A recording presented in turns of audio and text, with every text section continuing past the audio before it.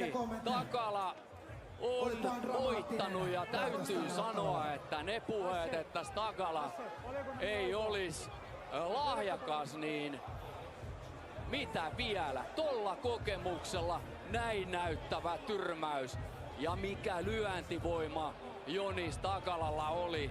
Hän on kyllä yllättänyt monet ja Takalakin siellä herrasmiehenä tietysti menee katsomaan. Tää ei ole koskaan ottelijallekaan myöskään kivaa, että tulee kaveri lyötyy untemaille. Vaikka on suuta soitettu, niin en usko, että ei Takala niin kyllä mitenkään niinku juhlii siis muuta kuin voittoansa tietenkin juhliin, mutta... Joo, ja kamppailuurheilu kuuluu, että ollaan kavereet. Nyt pitäisi järjestyksen valvojien tuolla, kun makaa ottelija maassa, niin ihmiset kuvaa. Tossa Takala osuu, ne lyö ristiin ja sen jälkeen se osuu sinne oikealla sinne otsaan.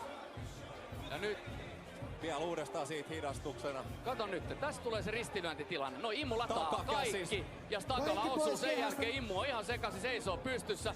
Takala pääsee viimeistelemään. Todella kovat armolaukaukset ja Immu on taju pois kanveista.